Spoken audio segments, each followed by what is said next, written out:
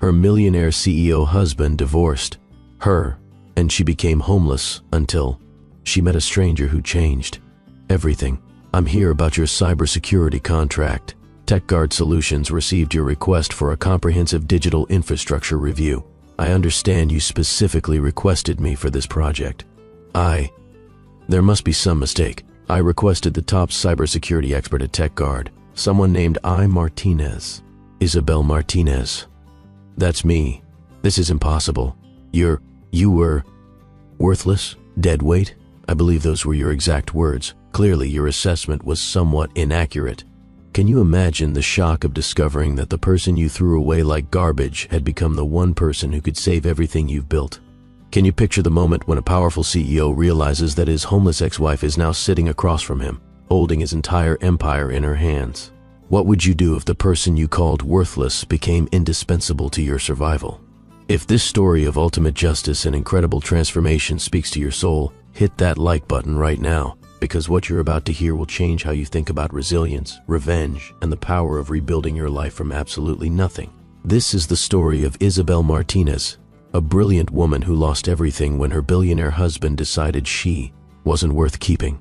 But sometimes the most devastating betrayals lead to the most extraordinary comebacks. Sometimes the people who underestimate us become the very ones who need us most. And sometimes justice comes in ways we never could have imagined. Let me take you back to where it all began, because to understand the magnitude of Isabel's transformation, you need to see just how far she fell before she learned to fly.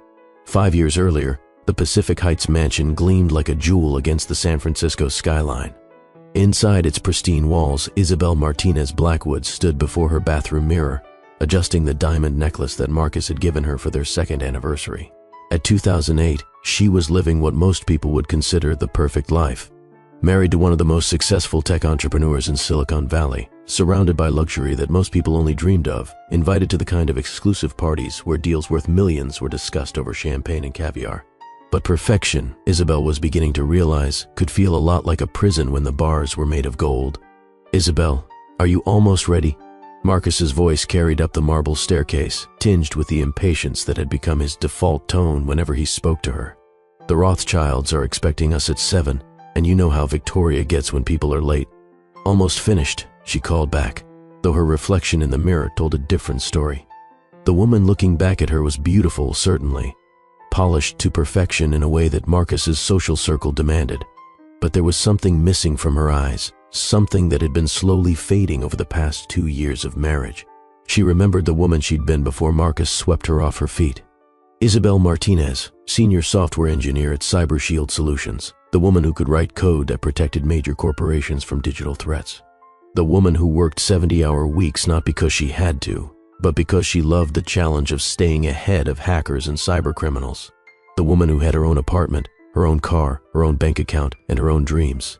That woman felt like a stranger now. Isabel. Marcus appeared in the doorway, his tall frame filling the space with the kind of commanding presence that had made him a billionaire by 35. He was undeniably handsome, with sharp features and dark hair that was always perfectly styled. Tonight, he wore a custom-made tuxedo that probably cost more than most people's monthly salary. We need to leave. Now, I'm sorry, You were just what? Standing there staring at yourself. Do you have any idea how important tonight is? The Rothschilds are considering investing in our new AI division, and their decision could determine whether we secure the Johnson contract. Isabel nodded, gathering her clutch and wrap. These days, every conversation with Marcus seemed to revolve around business deals, investment opportunities, and social connections that could advance his empire. When had he stopped asking about her day, her thoughts, her feelings? You look beautiful, he said as they walked toward the garage, though his tone suggested he was checking an item off a mental list rather than offering a genuine compliment. Victoria Rothschild mentioned that she's excited to meet you. Apparently, she heard you have some kind of background in technology. I have a degree in computer science and 8 years of experience in cybersecurity, Isabel corrected gently. I didn't just dabble in technology, Marcus. I was good at it. Of course you were, darling, but that's behind you now. Tonight, just focus on being charming and supportive. Let me handle the business discussions. As they drove through the city in Marcus's Tesla, Isabel watched the lights blur past her window and wondered when she'd stopped feeling like a partner and started feeling like an accessory. When they'd met 3 years ago, Marcus had seemed fascinated by her expertise, asking detailed questions about her projects and praising her innovative approaches to digital security. Now, he seemed to view her technical knowledge as an embarrassing reminder of her pre-marriage life, something to be glossed over rather than celebrated. "Marcus," she said quietly as they pulled up to the Rothschild mansion, "do you think I could get back into technology, maybe do some consulting work, or why would you want to do that?" His response was immediate and dismissive. "You have everything you need. We have everything we need.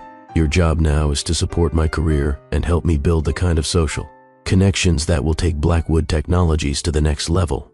But what if I want something for myself? What if I miss using my skills, contributing to something meaningful? Isabel, we've talked about this. My work requires complete focus and dedication. I need a wife who understands that supporting my success is how we build our future together. Besides, you don't need to work. We have more money than we could spend in a lifetime." But it wasn't about money, and Marcus seemed incapable of understanding that. It was about purpose, identity, the feeling that she mattered beyond her ability to smile prettily at dinner parties and make small talk with investors' wives. The Rothschild party was exactly what Isabel had expected: elegant, exclusive, and utterly soulless.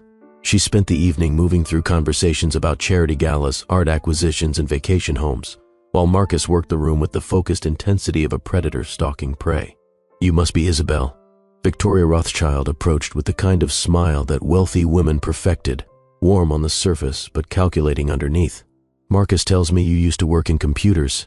"I was a cybersecurity expert," Isabel said, grateful for any conversation that didn't revolve around designer handbags or spa retreats. "How interesting." "Charles and I have been having terrible problems with our company's digital security. Just last month, someone tried to hack into our financial systems. It's becoming such a concern. What kind of security measures do you currently have in place?" Isabel found herself leaning forward, genuinely engaged for the first time all evening.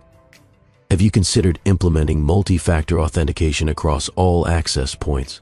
Or perhaps upgrading your encryption protocols?" "Darling," Marcus materialized beside her with a smile that didn't reach his eyes.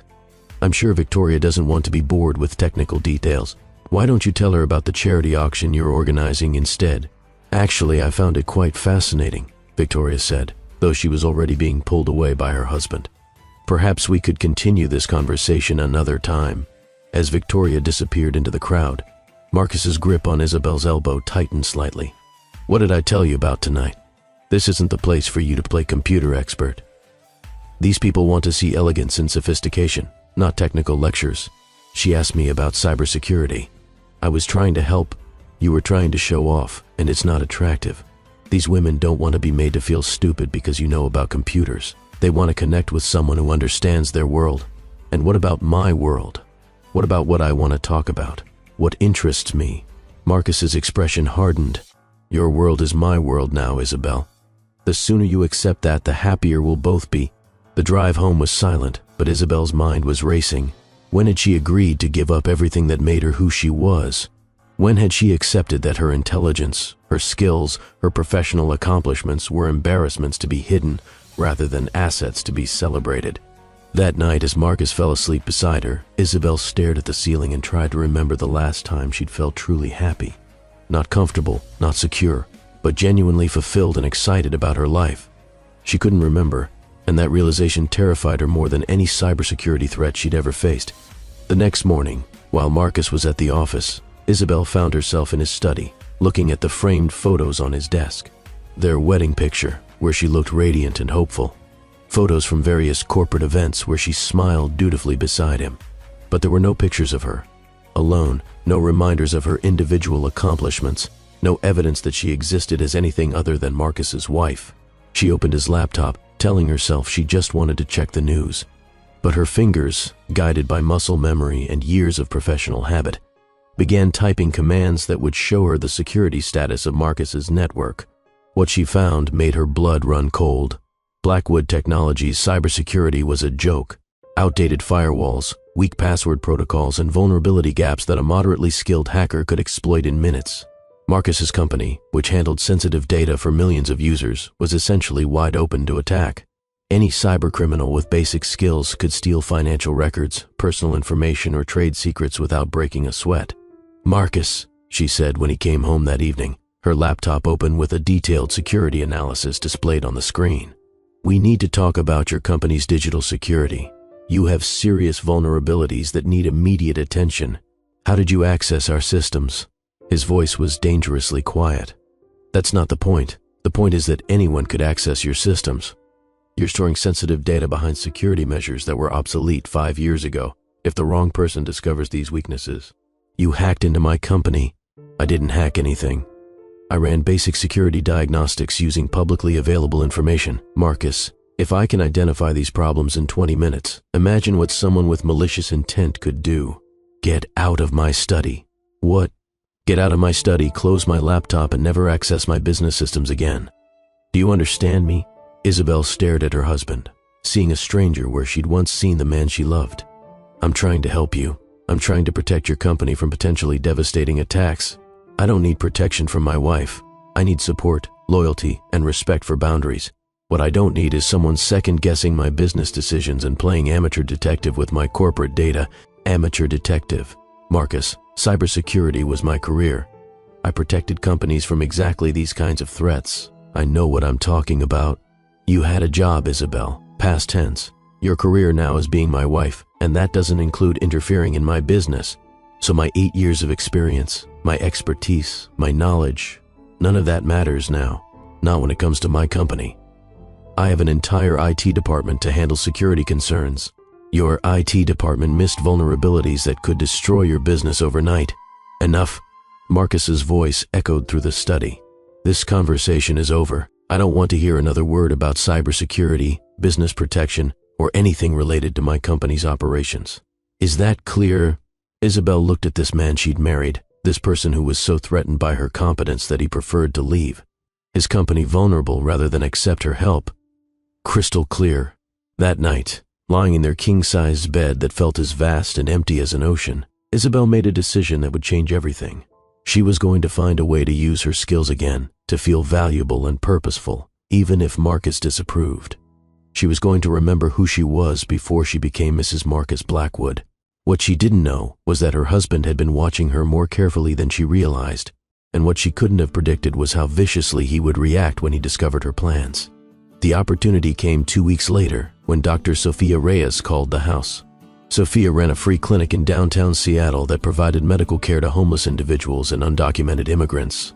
She'd gotten Isabel's name from a mutual friend who remembered her cybersecurity expertise. Mrs. Blackwood, Sophia said over the phone, I know this is unusual, but we're having serious problems with our computer systems. Someone keeps trying to hack our patient database, and our current security measures aren't working. We can't afford professional IT services, but we desperately need help protecting our patients' privacy. I'd be happy to take a look, Isabel said, feeling a spark of excitement that she hadn't experienced in months. When would be convenient? Would this afternoon work? I know it's short notice, but we're really struggling. This afternoon is perfect. Isabel arrived at the clinic to find organized chaos. Medical staff rushing between examination rooms, volunteers, organizing donated supplies, and Dr. Reyes herself treating a steady stream of patients with calm professionalism. It was the exact opposite of the sterile, artificial environment of Marcus's social events, and Isabel felt more at home in this bustling clinic than she had in her mansion in months. Thank you so much for coming, Sophia said during a brief break between patients. I'll be honest, I wasn't sure you'd actually show up. Most people from your social circle aren't exactly eager to spend time in places like this. My social circle, Isabel laughed. Trust me, I'm much more comfortable here than at charity galas. It took Isabel less than an hour to identify and fix the clinic's security problems. Someone had been attempting to breach their database using sophisticated techniques that suggested professional hackers rather than random cybercriminals. More concerning, the attack patterns indicated that someone was specifically targeting organizations that served vulnerable populations. Dr. Reyes, Isabel said as she finished implementing new security protocols, these weren't random attacks. Someone is deliberately targeting your clinic, probably to steal patient information or disrupt your services. Why would anyone want to hurt our patients? Could be insurance fraud, identity theft, or someone trying to intimidate undocumented immigrants by threatening their privacy. Have you had any conflicts with local business interests? Anyone who might benefit from shutting you down? Sophia's expression darkened. There's been pressure from several real estate developers who want to buy this building. They say the neighborhood needs upscaling and that our clinic attracts undesirable elements. One company in particular has been very aggressive about their offers. What company? Blackwood Development. They're part of some larger tech corporation. Isabel's blood turned to ice. Blackwood Development was Marcus's real estate division, the part of his empire that focused on luxury residential and commercial properties. Her husband was trying to shut down a clinic that served the city's most vulnerable people so he could build expensive condos. Mrs. Blackwood, are you all right? You look pale. I'm fine, Isabel managed, just processing the information. Dr. Reyes, I want to help you strengthen your security permanently, not just fixing today's problems, but making sure you're protected against future attacks. We can't afford professional cybersecurity services. I'm not talking about payment.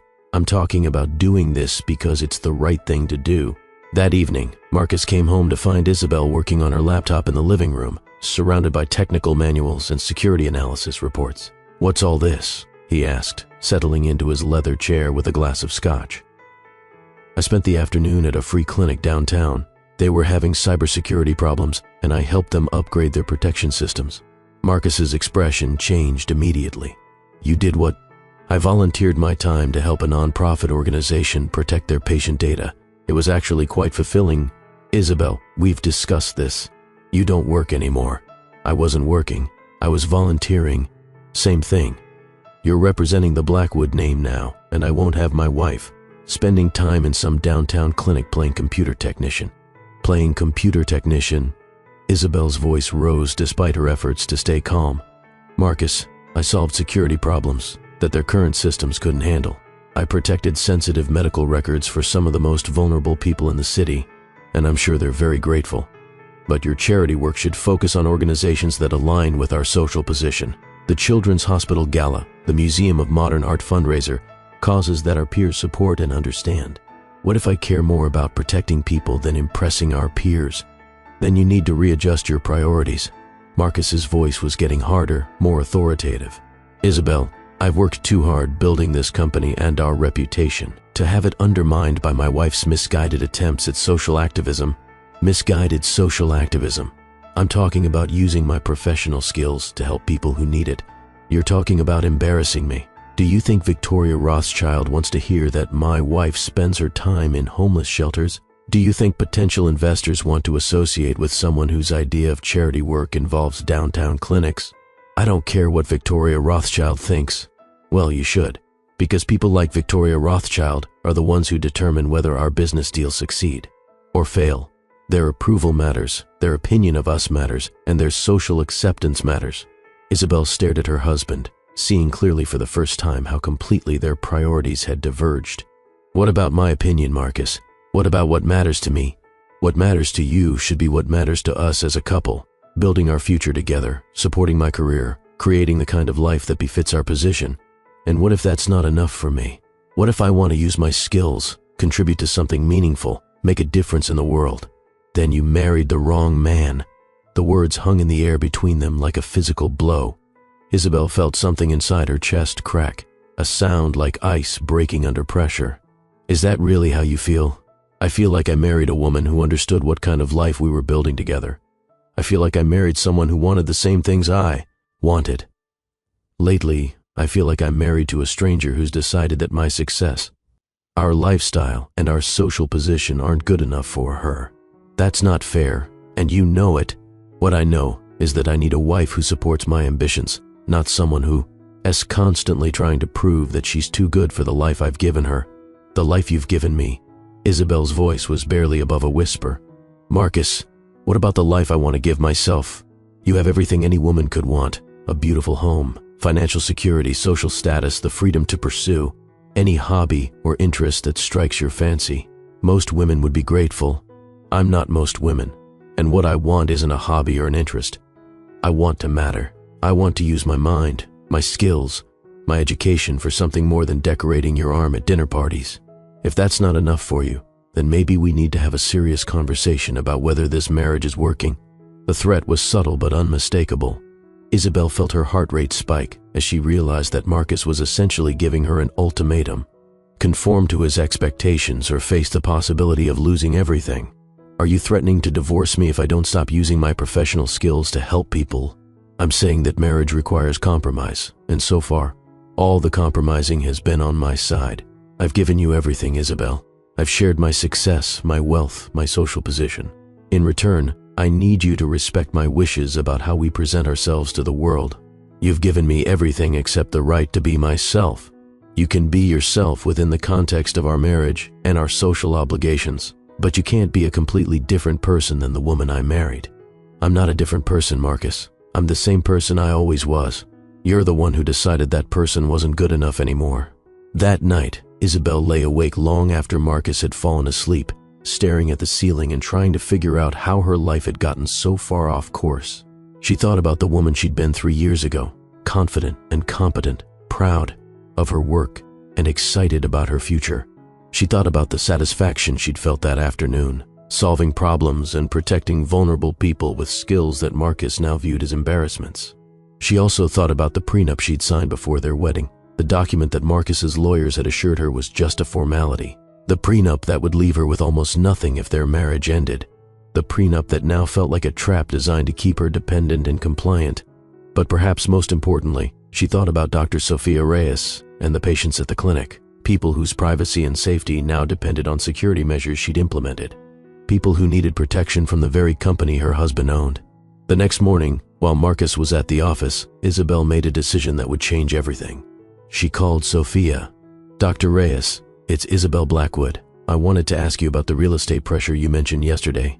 It's getting worse. Yesterday we got another letter from Blackwood Development, this time with threats about code violations and health department investigations.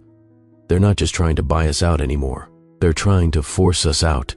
What if I told you that I might be able to help you fight back? How? I can't explain right now, but I'm working on something.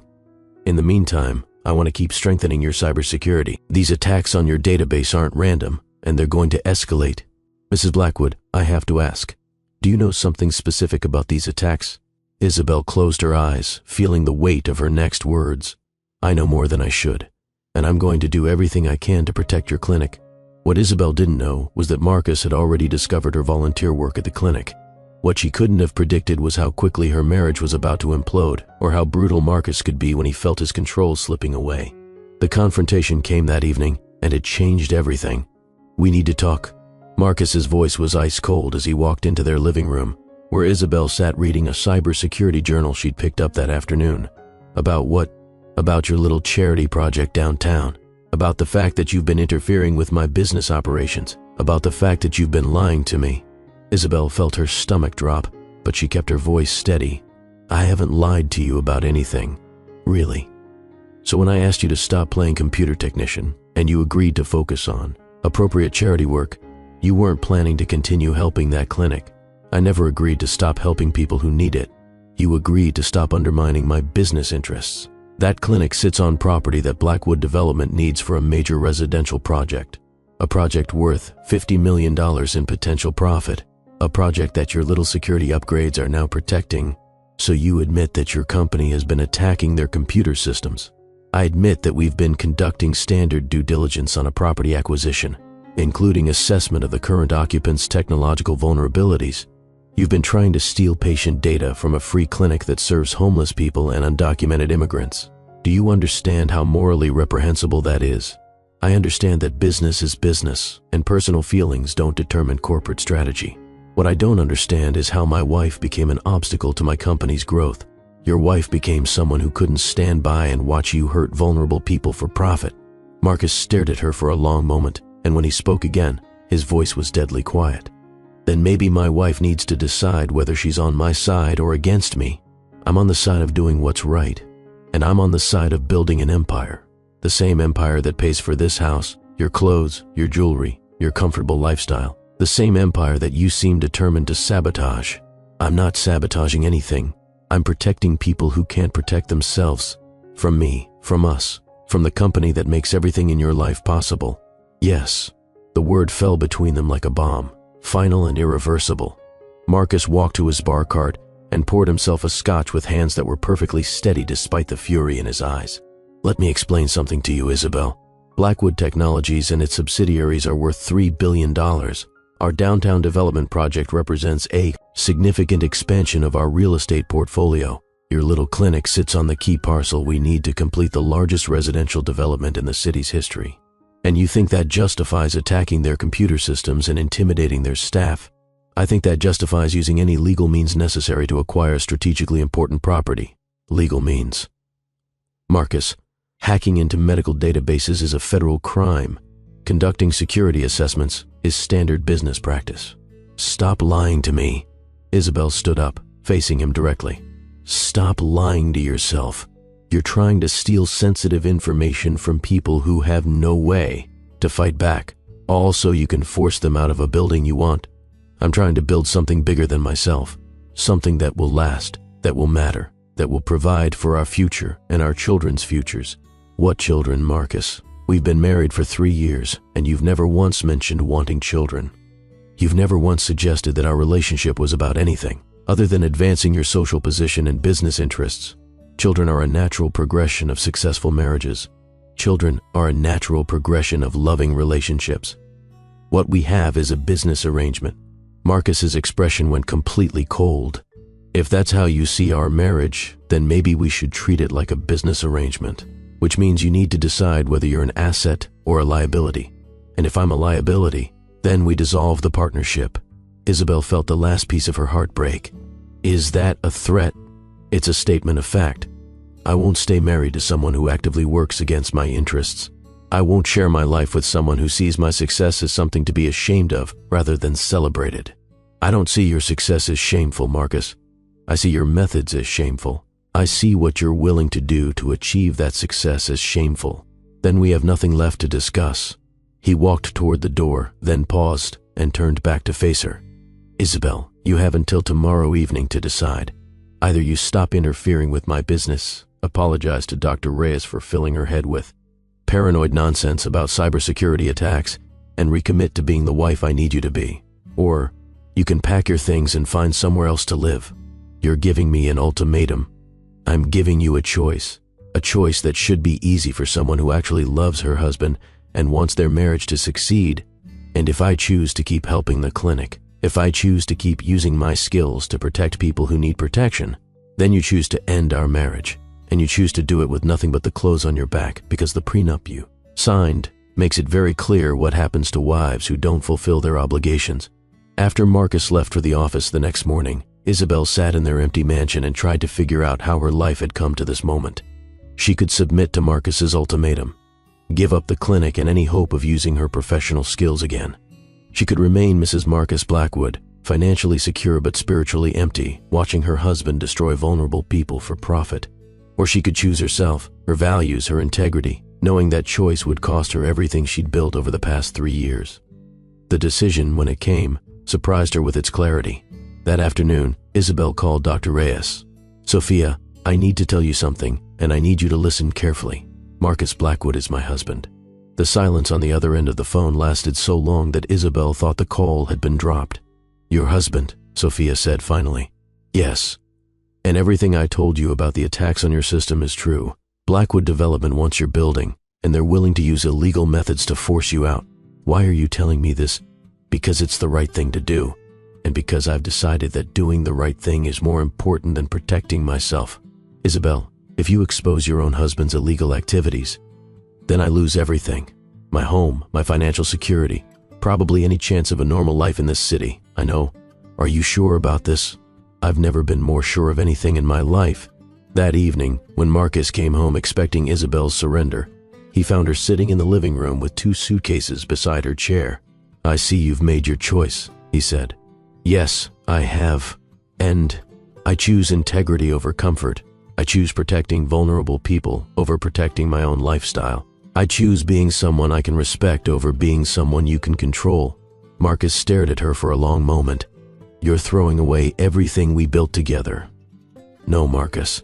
You threw it away when you decided that my value as a person was less important than my usefulness as an accessory. You'll regret this decision. Maybe.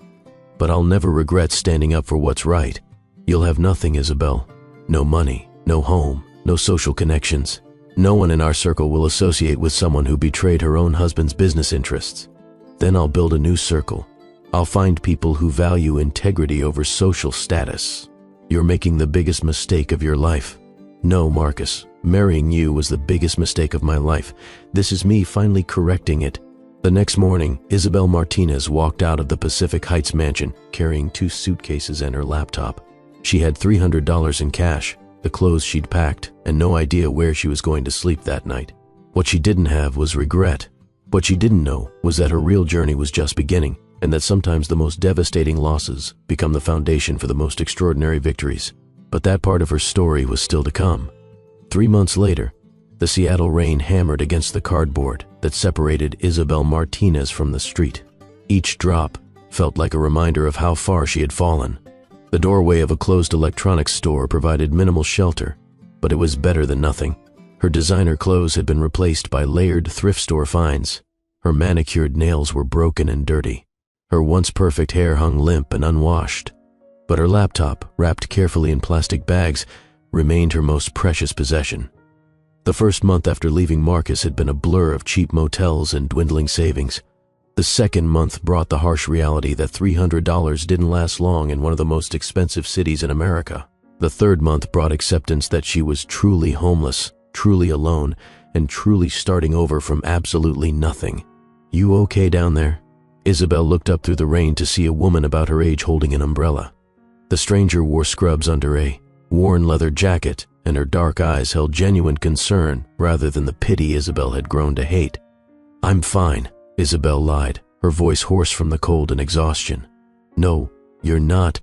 The woman crouched down, seemingly unbothered by the rain soaking through her clothes. "I'm Dr. Sofia Reyes. I work at the free clinic 6 blocks from here.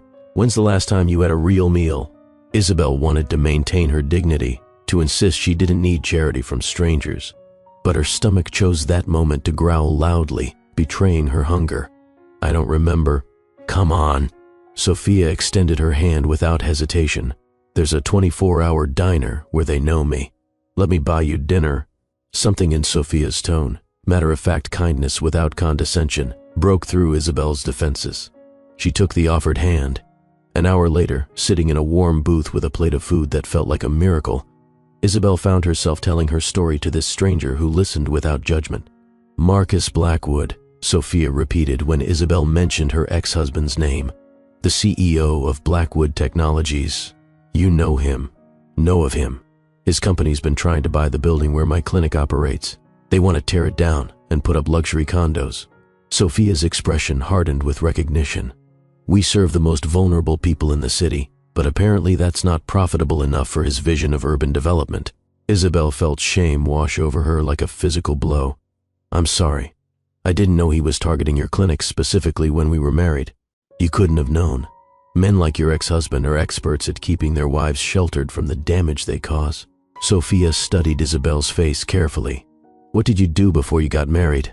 "I was a software engineer, specialized in cybersecurity and data protection systems."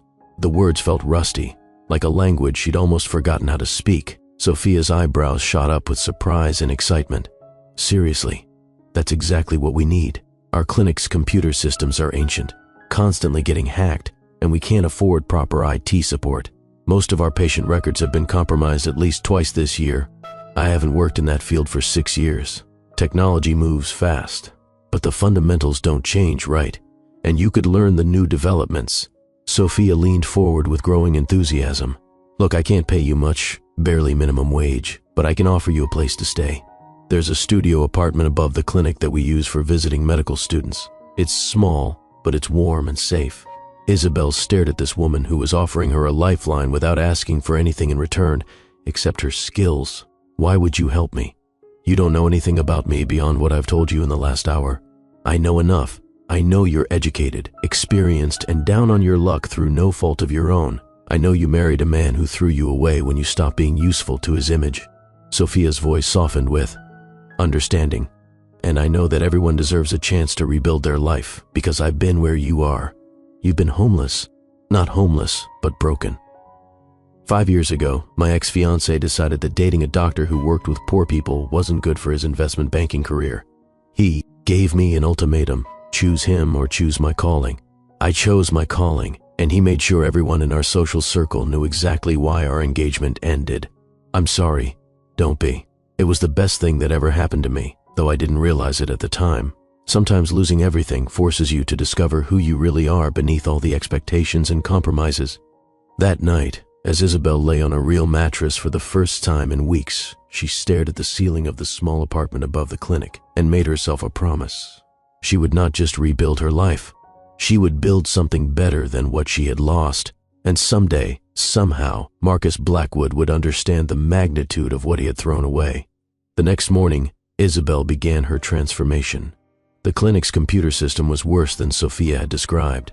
Outdated hardware, non-existent security protocols, and evidence of multiple successful breaches that had compromised sensitive patient information. But as Isabel's fingers moved across the keyboard, implementing fixes and upgrades with growing confidence, she felt something she hadn't experienced in years. Purpose. "This is incredible," Sophia said, watching Isabel work 3 hours later. "You've done more to secure our systems this morning than our previous IT consultant accomplished in 6 months. Your previous consultant was either incompetent or working for someone else," Isabel replied, pulling up data logs that made her frown. "Sophia, these attacks on your system weren't random. Someone has been systematically targeting your clinic with sophisticated intrusion attempts." "What do you mean?" "Look at this." Isabel turned the screen toward Sophia, displaying attack patterns and IP traces. "These are professional-level hacking attempts, focused specifically on patient records and financial data. This isn't some teenager looking for fun. This is corporate espionage. But why would anyone want to steal information about homeless patients and undocumented immigrants? They wouldn't. But they might want to steal information that could be used to intimidate your patients, force them to avoid seeking medical care, or create legal problems that would justify shutting down your clinic." Sophia's face went pale with understanding. "Blackwood development. Almost certainly. And now, I can prove it." Isabel's fingers flew across the keyboard, implementing security measures that would not only protect the clinic, but gather evidence of future attacks. "Sophia, what I'm about to set up will turn your computer system into a digital fortress. But more importantly, it will document every attempt to breach your security, including the source of those attempts. You're going to catch them in the act. I'm going to catch them, trace them, and build a case that will shut down their illegal activities permanently." Isabel's voice carried a determination that surprised both women. "My ex-husband thinks he can intimidate vulnerable people through cyber terrorism. He's about to learn that he picked the wrong target." Over the following weeks, Isabel threw herself into the clinic's operations with an intensity that amazed everyone around her. She not only secured their computer systems, but began reaching out to other nonprofit organizations that served vulnerable populations, offering her cybersecurity expertise pro bono. The work was more fulfilling than anything she had done during her marriage. Every day brought new challenges, opportunities to use her skills in ways that directly helped people who needed protection. The patients at the clinic began to recognize her, greeting her with smiles and gratitude that felt more genuine than any praise she had received at Marcus's corporate events. "You're different," Sophia observed one evening as they shared coffee in the clinic's break room. "From the woman I met in that doorway 6 weeks ago, I mean. How so confident, purposeful, like you've remembered who you were meant to be." Isabel considered this observation carefully. "I think I was so focused on being the perfect wife that I forgot I had value beyond my relationship to Marcus. Working here, using my skills to actually help people, it's reminded me that I'm capable of more than I ever gave myself credit for." "What do you want to do long term?" "I mean, I hope you'll stay here forever, but I know you're capable of much bigger things. I want to build something.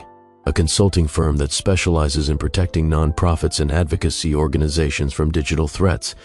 There are so many groups doing important work who can't afford proper cybersecurity, and that makes them vulnerable to exactly the kind of attacks we've been documenting here. That's a brilliant idea. It's also completely unrealistic. I have no money, no business connections, no way to start a consulting firm from scratch. Maybe not yet. But you're building a reputation. Word is getting around about the cybersecurity expert who's helping vulnerable organizations protect themselves. People are starting to ask about you." Sophia was right. Within 2 months of starting at the clinic, Isabel had quietly helped a dozen nonprofit organizations strengthen their digital security. Women's shelters, immigration advocacy groups, homeless services providers. All organizations that served people who could be harmed if their personal information fell into the wrong hands. The work was deeply satisfying, but it was also establishing Isabel as someone with a unique specialty. protecting the digital infrastructure of organizations that traditional cybersecurity firms ignored or couldn't afford to serve. "Isabel, you've got a call," Sophia announced one afternoon, poking her head into the makeshift office where Isabel had set up her command center. "It's someone from TechGuard Solutions. Says they want to discuss a job offer." TechGuard Solutions was one of the most prestigious cybersecurity firms on the West Coast, known for taking on high-profile cases involving corporate espionage and data protection. They were extremely selective about their hires, typically recruiting only from top-tier corporations or elite universities. "Ms. Martinez," the voice on the phone was crisp and professional. "This is Jennifer Chen, managing partner at TechGuard Solutions. We've been following your work with nonprofit organizations over the past few months, and we're extremely impressed. Thank you, but I should mention that I don't have recent corporate experience or traditional credentials. We're not interested in traditional credentials. We're interested in results. Your innovative approach to protecting sensitive data for underfunded organizations has solved problems that stumped firms with 10 times your resources." Jennifer's tone was genuinely enthusiastic. "We'd like to offer you a position as a senior security consultant with the understanding that you'd continue your pro bono work with nonprofit organizations." The salary Jennifer quoted made Isabel's head spin. It was more money than she had ever imagined earning, certainly more than Marcus had ever given her credit for being capable of generating. "There's one more thing," Jennifer continued. "We've been approached by a potential client who specifically requested you by name. They won't say who referred them, but they're offering an extremely lucrative contract for a comprehensive security overhaul of their entire digital infrastructure. Do you know what company? They want to meet with you directly before revealing that information, but I can tell you it's a major tech corporation with serious security vulnerabilities. The kind of contract that could establish you as one of the premier cybersecurity experts in the industry."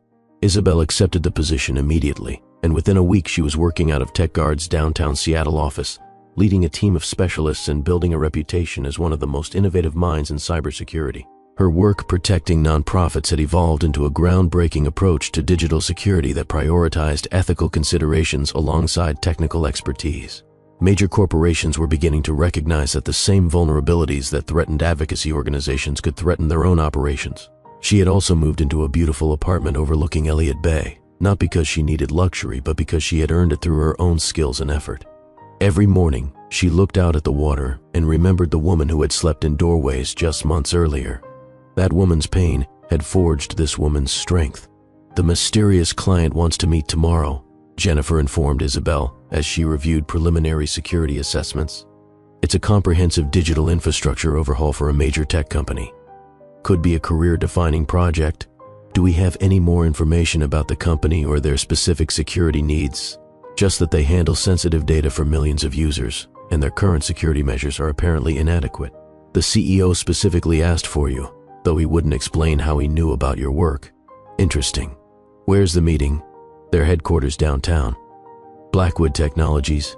The name hit Isabel like lightning. She set down her coffee with hands that suddenly trembled as the implications crashed over her. Marcus had no idea what had happened to her after their divorce. In his mind, discarded wives simply vanished, ceased to exist beyond the inconvenience of alimony payments he had avoided through legal maneuvering. The idea that he might unknowingly be reaching out to the woman he had called worthless, might desperately need the professional services of the person he had thrown away, was almost surreal. "Are you all right?" Jennifer asked with concern. "You look like you've seen a ghost." "I'm fine, just surprised by the coincidence." Isabel forced her voice to remain steady. "I'm familiar with Blackwood Technologies." "Excellent. Then you'll understand the significance of this contract. Marcus Blackwood has built one of the most successful tech empires on the West Coast, but apparently their cybersecurity is years behind their other systems." That evening, Sophia found Isabel sitting in the clinic's break room, staring at a cup of coffee that had long gone cold. "You heard about Blackwood Technologies," Sophia said, settling into the chair across from her. "How did you know?" "Because I recommended you." Sophia's voice was calm, but there was something fierce in her eyes. "They've been escalating their pressure on us for months. Last week, someone tried to hack our patient database again. Yesterday, we got another threatening letter about code violations and health department investigations." Isabel stared at her friend with dawning realization. "You set this up. I created an opportunity. What you do with it is entirely up to you." Sophia leaned forward intently. "That man tried to destroy you, Isabel. He threw you away like garbage and made sure you couldn't fight back. Now you're in a position where he needs you, where he's going to discover that the woman he called worthless has become someone whose expertise he can't afford to dismiss. This is about revenge. This is about justice. And maybe a little revenge. Sophia's smile was sharp with satisfaction. Marcus Blackwood has spent years using his wealth and power to push around people who can't fight back. Tomorrow, he's going to meet someone who can. What if he recognizes me immediately? What if he refuses to work with me once he realizes who I am?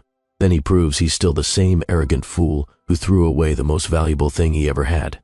But if he's smart enough to separate his personal feelings from his business needs, then you'll have the chance to show him exactly what he lost.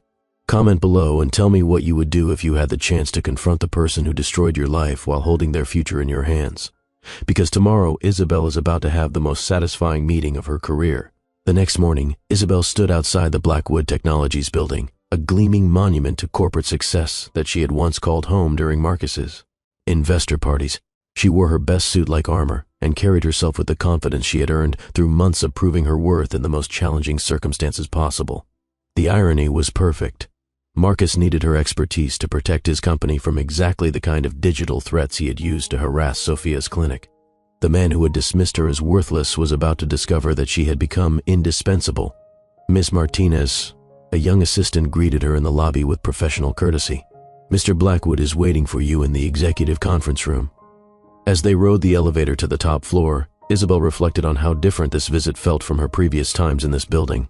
Then, she had been an accessory, someone to smile prettily at Marcus's side during corporate events. Today, she was here as a professional whose expertise was so valued that one of the city's most powerful CEOs had specifically requested her services. The conference room doors opened, and there was Marcus, still handsome in his cold, polished way, his dark hair now showing silver at the temples. He sat at the head of a long table, radiating the same arrogant authority that had once intimidated her, studying papers with the focused intensity she remembered. He looked up as she entered, and Isabel watched his face cycle through confusion, recognition, and shock in the space of 3 seconds. "Hello, Marcus." For perhaps the first time in his adult life, Marcus Blackwood was speechless. His mouth opened and closed without sound, as he stared at the woman who had just walked into his conference room. "Isabel." His voice came out as barely a whisper. "What are you doing here? How are you here? I don't understand. I'm here about your cybersecurity contract. TechGuard Solutions received your request for a comprehensive digital infrastructure review." Isabel set her briefcase on the table with calm precision. "I understand you specifically requested me for this project. I requested the top cybersecurity expert at TechGuard, someone named Isabel Martinez. That's me." She pulled out her business cards and slid one across the table to him with cool professionalism. "Senior security consultant, specialized in protecting sensitive data and digital infrastructure for high-profile clients." Marcus picked up the card with trembling fingers, staring at it as if it might disappear. "This is impossible. You're my ex-wife. You were homeless. You had nothing. I had skills, intelligence, and determination. As it turns out, those things are more valuable than I realized." Isabel settled into her chair with casual confidence. "Now, shall we discuss your security needs, or would you prefer to continue processing your surprise? How did you become a cybersecurity expert? When did this happen?" "Marcus, I was a cybersecurity expert when we met. You seem to have forgotten that I had a successful career before you. Convinced me to give it up for the privilege of being your wife." The memory hit Marcus like a physical blow. He had forgotten or chosen to forget that Isabel had been an accomplished professional when they met. During their marriage, he had gradually rewritten their history in his mind, convincing himself that she had always been dependent on him. "I remember you being interested in computers, but I didn't realize you were actually qualified to handle corporate-level security. There's a lot you didn't realize about me, Marcus. You never bothered to find out what I was truly capable of beyond my ability to look appropriate at your dinner parties." Isabel opened her laptop with practiced efficiency. "But that's not why I'm here today. I'm here because your company has serious security vulnerabilities that need immediate attention." "Wait." Marcus held up his hand, still struggling to process what he was seeing. "Before we discuss business, I need to know what happened to you. Where have you been? How did you survive after our divorce?" "I survived by remembering who I was before I married you. I survived by using the skills you told me were worthless to help people who actually needed them. I survived by building a reputation and a career based on competence rather than connections. But you had nothing when you left. No money, no support system. I had nothing that you considered valuable, but I had everything that actually mattered. Isabel's voice carried a steel edge beneath its professional tone. Now, do you want to hear about your security problems, or shall we continue this trip down memory lane? Marcus looked at his transformed ex-wife, seeing a confidence and authority that he didn't remember from their marriage. This woman commanded respect in a way that had nothing to do with social status or wealth. She had earned her position through skill and determination. Tell me about the security problems. Isabel turned her laptop screen toward him, displaying a preliminary analysis that made his face pale with concern. Marcus, your company's cybersecurity is catastrophically inadequate. Your customer data, financial records, and intellectual property are essentially unprotected against any serious attack. That's impossible. We spend millions on cybersecurity.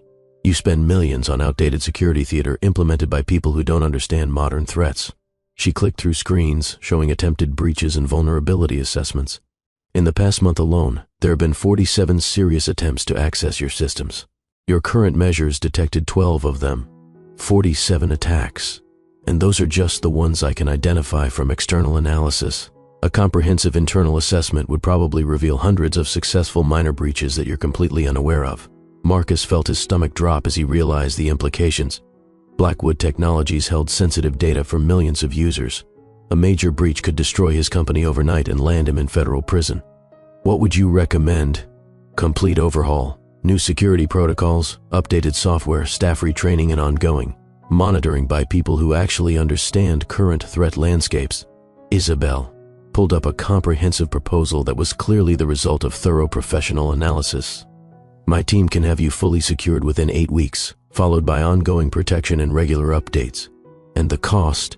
Isabel quoted a figure that made Marcus wince, though he knew it was fair market rate for the level of expertise she was describing.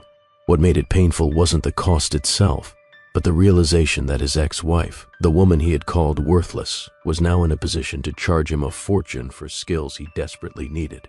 There is one non-negotiable condition, Isabel continued, her voice taking on a harder edge. My research indicates that your company has been engaged in questionable digital activities. Unauthorized intrusion attempts, harassment of nonprofit organizations, cyber intimidation of vulnerable populations. These practices stop immediately. Marcus felt heat rise in his neck. I don't know what you're referring to. The Reyes Free Clinic. Multiple service disruptions, attempted database breaches, and systematic harassment. All trace back to IP addresses registered to Blackwood Technologies. Isabel's eyes were cold as winter steel.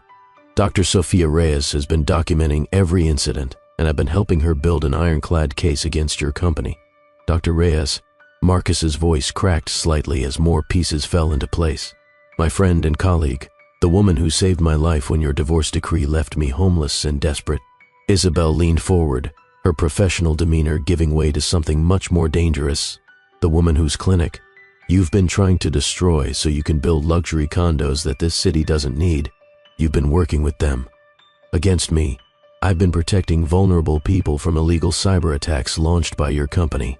I have evidence that would shut down Blackwood Technologies permanently and land you in federal prison for multiple violations of computer fraud and abuse statutes. Marcus went pale as the full scope of his situation became clear. Isabel, please, we can work this out. Ms. Martinez, she corrected sharply. And yes, we can work this out. On my terms. What do you want?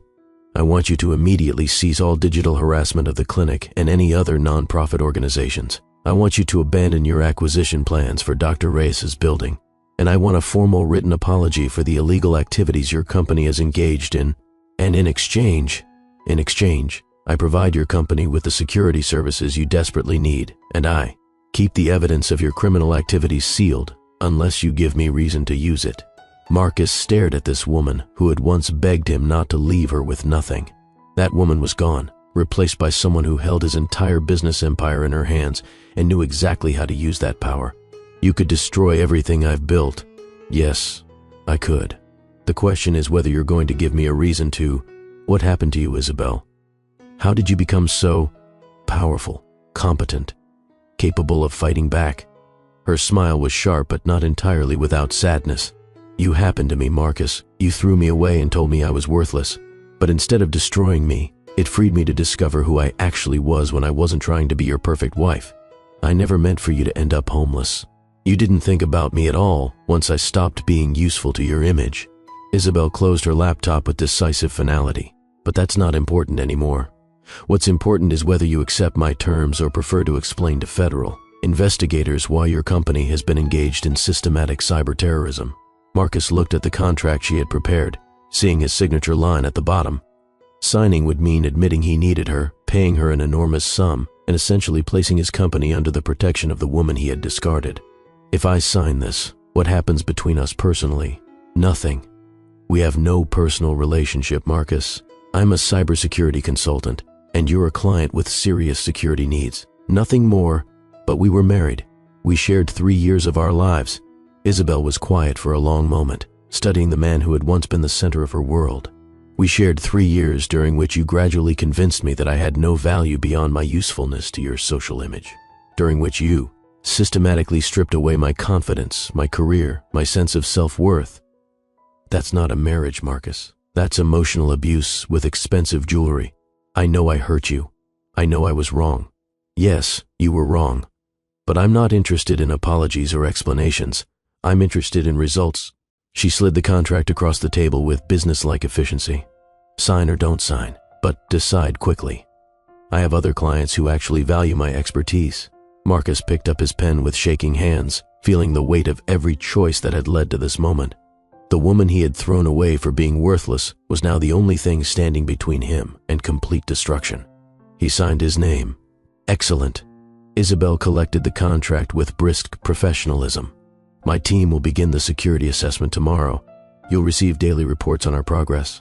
Isabel, Miss Martinez, I want you to know that seeing you like this, successful and confident, it makes me realize what an idiot I was." She paused at the door, looking back at him with an expression he couldn't quite read. "Your regrets don't change what you did, Marcus, but perhaps they're a starting point for becoming someone who deserves forgiveness. Not from me, that ship sailed long ago, but from yourself."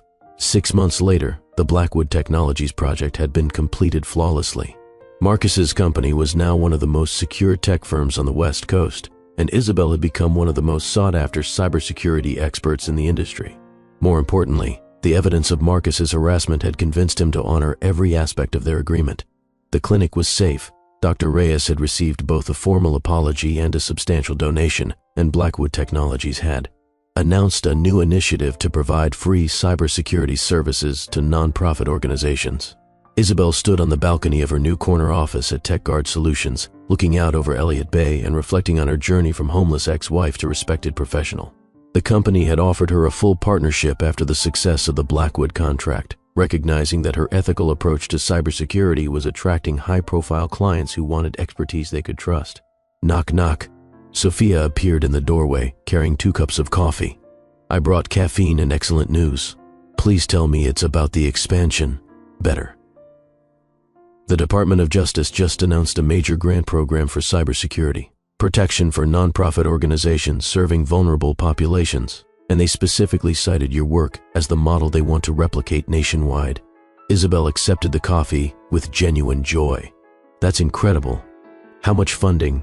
$50 million over 5 years, enough to protect thousands of organizations that serve the people who need it most.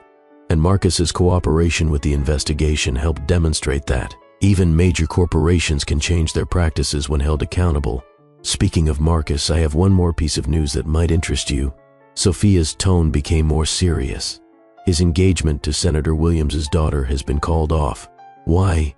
Apparently, she decided she wasn't interested in marrying someone with a history of questionable ethics and a pattern of treating women as disposable accessories. Isabel was quiet for a moment, processing this information. "I hope he's learned something from all this. Do you care whether he has?" "I care that he stops hurting people. Beyond that, his personal growth is his responsibility, not mine." That evening, as Isabel worked late in her office, preparing for a presentation to potential clients, her assistant informed her that someone was asking to see her. Marcus stood in her doorway looking humbler than she had ever seen him. "I know you don't want to see me," he said without being invited in. "But I needed to tell you something. Make it quick. I have work to finish. I've been thinking about what you said 6 months ago. About how I convinced you that you had no value beyond your usefulness to my image. Marcus stepped into the office but didn't approach her desk.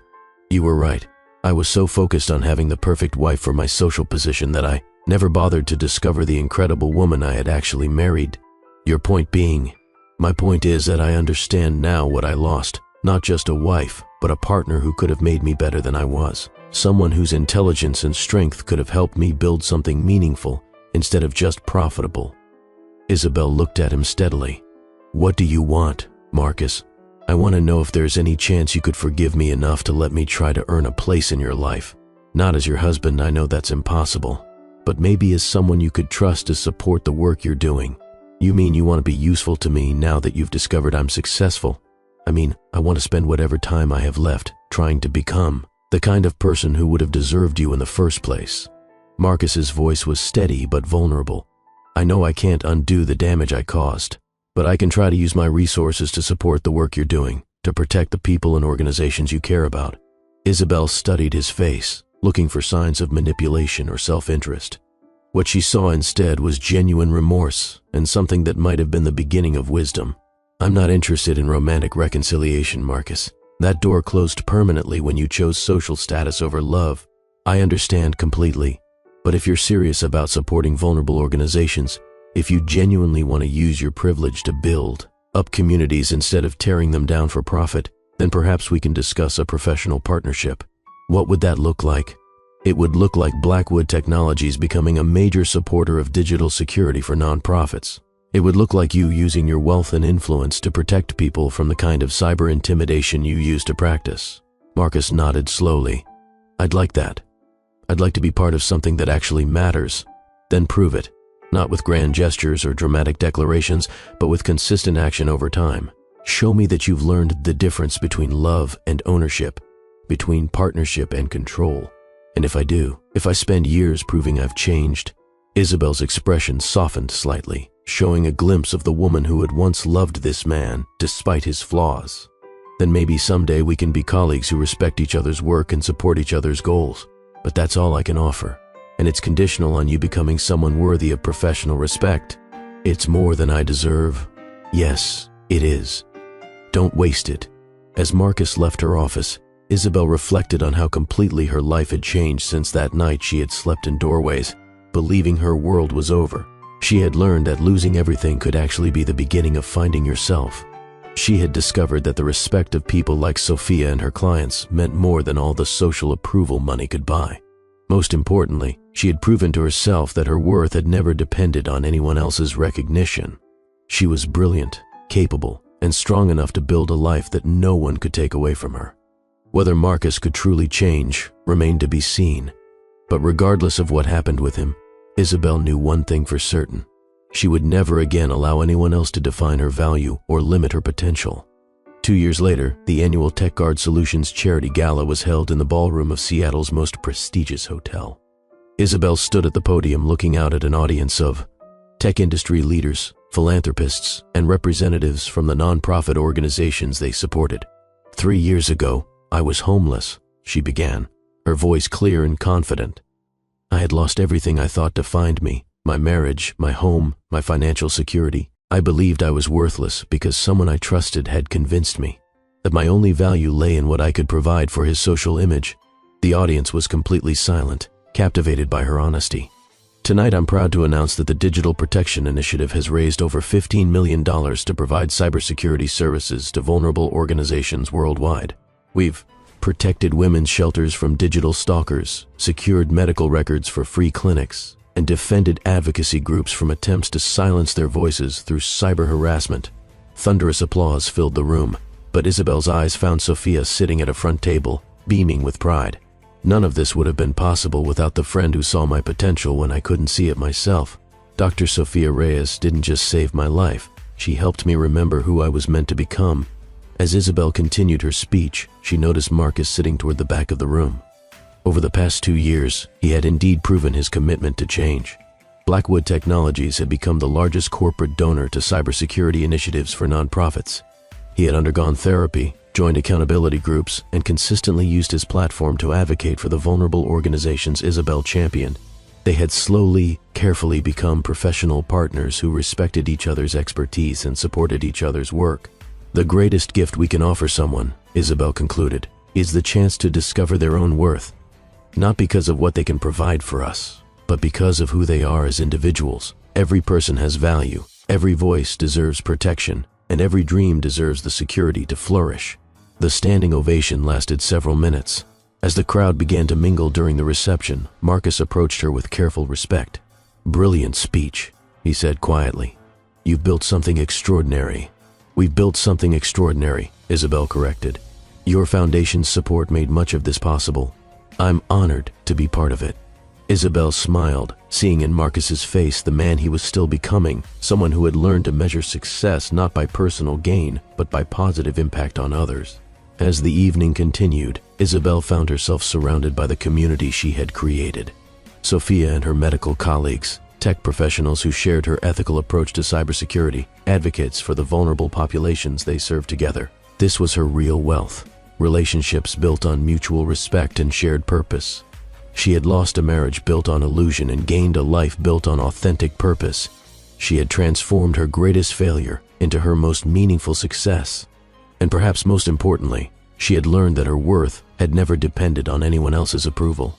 It had always been there, waiting for her to claim it. The woman who had once slept in doorways now stood as a leader in her field, a protector of the vulnerable and living.